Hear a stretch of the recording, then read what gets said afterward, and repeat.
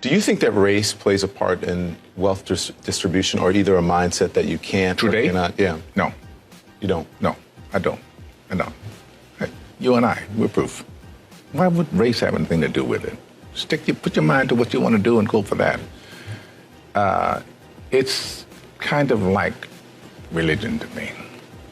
It's a good excuse for not getting there. Where are we in the United States of America in race relations and what you see from day to day in your life? Skip, they wouldn't want to ask me that. They wouldn't want my answer to represent it because God knows I have been nothing but blessed. My whole path, these 33 years have been nothing but a blessing. I have never, never is a strong word, I've never dealt with racism, and I'm glad I didn't have to. There is a class of colored people who make a business of keeping the troubles, the wrongs, and the hardships of the Negro race before the public. Some of these people do not want the Negro to lose his grievances because they do not want to lose their jobs. There is a certain class of race problem solvers who don't want the patient to get well. That was said by Booker T. Washington. How are we going to get rid of racism until... Stop talking about it. I'm going to stop calling you a white man. Yeah. And I'm going to ask you to stop calling me a black man. You know, it's frustrating to me that people take race and they make it personal. You know what I mean? Like we're at a loss in this generation. If you look at it in the 80s, Archie Bunker was a stark racist. Stark. If you don't know who Archie Bunker is, look him up. All in the Family, great show. You heard him. The Jeffersons, stark racist. Fred Sanford, stark racist. But you know what black people and white people did? They laughed.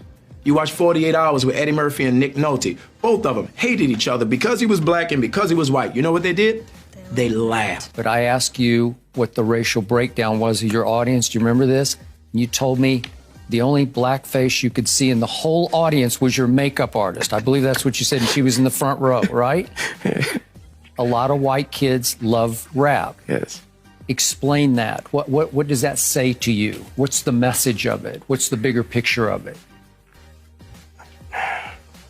I don't want to be bashed because I don't want to sound like I'm on the wrong if there is a side, but I thought that was clearly a message that there was no such thing as racism. That's what I thought that was. You know, I said, and it's probably get me in trouble, but I said to some of my colleagues recently, so I know that it's an issue, but it seems like every single day on television I'm talking about race, and it's because of the news cycle, it's in the news, but sometimes I get so tired of talking about it, I want to just go, this is over, can we move on? And if you talk about it, it exists. Right. Yeah. It's not like it exists and we refuse to talk about it, but making it a bigger issue than it needs to be is the problem we have. And right now, we are in a society where we can't have a conversation because no one's willing to listen. People are just shouting. People are just Whatever they shouting. think. People are walking down the street, hashtagging everything, but no one's listening. Using wrong examples to present an argument leads us nowhere forward. I understand the emotion and I respect my opposition, but when you go into the areas of making false charges and living in the past, you do not address the issues of the present. And, you know, incarceration rates in America has been a problem, especially as opposed to minorities. And Roman delves into the issues around the legal system. Do you think we've made any headway in the legal system? I think it's more important to make headway in our own house. By the time the system comes into play, the damage is done. They're not locking up 7-year-olds. In the 1960s, 80+% of blacks were two-parent homes. Today, that is reversed completely the other way. I was in Chicago a couple of 3-4 weeks ago, and we saw these little kids on bikes with masks on the side of their head, like 5 or 6 of them. And the driver said, yeah, they're little yummies. I said, who? He said, little yummies. Look up, Google Lil Yummy. Lil Yummy was an 11-year-old murderer.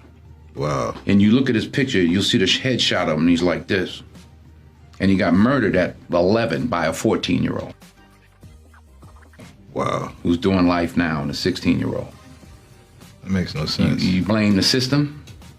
Where was his father? No one wants to talk about perception when it comes to racial profiling. No one wants to talk about stereotypes when it comes to racial profiling. Blacks are convinced that the number one issue facing the country right now is social justice, racist white cops, discrimination, systemic racism, microaggression, whatever new word they come up with, and it's a bunch of nonsense. This is what I know.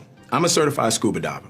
My first day of class, they told me this. When you're in shark-infested waters, everything in that water is considered a threat until proven otherwise. If it's a guppy, it could be a shark until you know it's a guppy. And I think as black men, we need to realize we're in shark-infested waters. And if we don't sit our young men down and we don't talk to them about perception, if we don't talk to them about stereotypes, we're doing them a huge disservice. It starts in the house. It starts in the home. And yeah, well, my father got locked up. Well, where was his father? Yeah.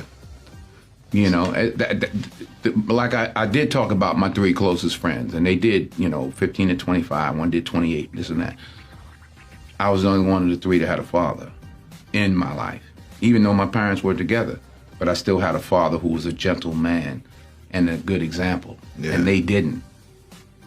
We can blame the system if we want, but they didn't lock any of us up at 7. Yeah. We were all doing enough to get locked up at 13. My parents sent me in another direction. They didn't have anybody to help them, and they kept doing what they was doing, and the system got them. So I don't, the system is rigged, but why, all the more reason not to help it. The number one problem domestically facing this country is a breakdown of the family. And President Obama said it, I didn't. A black kid, or kid, not just a black kid, a kid raised without a dad is 5 times more likely to be poor and commit crimes, 9 times more likely to drop out of school, and 20 times more likely to end up in jail. So you're far more likely to end up in jail without having a dad than you are because of a white racist cop. Prime example, I got pulled over by the police, come over to my window, flash his light in my face, hand on my pistol. I can handle that 2 ways. I can start yelling and screaming and tell him he a racist and he don't know me, you doing this wrong. Or I can say, yes, officer, no, officer, or we done, officer. And both of them are going to have drastically different outcomes. Half the homicides in this country are committed by and against black people. Last year, there were 14,000 homicides, not talking about suicides, I'm talking about homicides. Half of them were black, 96% of them black on black of that 7,000. Where's the Black Lives Matter people on that? What happens with young black men, everything is susceptible to the question of your manhood. And what's going on in these streets ain't got nothing to do with my manhood. Interesting. If I'm gonna fight a police, I'm gonna fight him in a controlled environment, a court of law. I'm not gonna fight him on the streets. In Baltimore, where Freddie Gray was killed, Freddie Gray died in a van. I shouldn't say was killed, died in a van. Yeah. You have a city that's 45% black. City council is 100% Democrat. The majority of city council is black. The top cop at the time was black. The number 2 cop was black. The majority of the command staff is black. The mayor is black. The AG is black. And yet here we are talking about racism. I mean, it's absurd. All cops aren't bad cops. 99% of cops are really good dudes and women. I've 99% of the people I've met that are cops are dope. I have a lot of friends that are cops. But that 1%, that's the problem.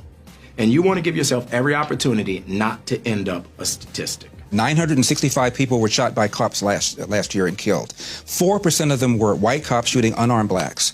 In Chicago in 2011, 21 people were shot and killed by cops. In 2015, there were 7.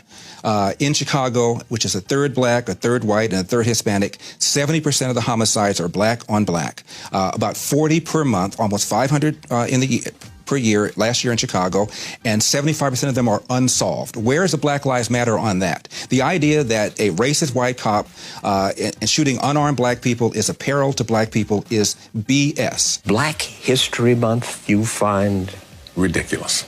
why? You're going to relegate my history to a month? Oh, come on. What do you do with yours?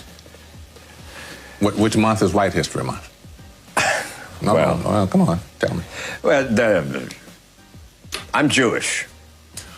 Okay, which month is Jewish History Month? There isn't one. Oh, why not? Yeah. Do you want one?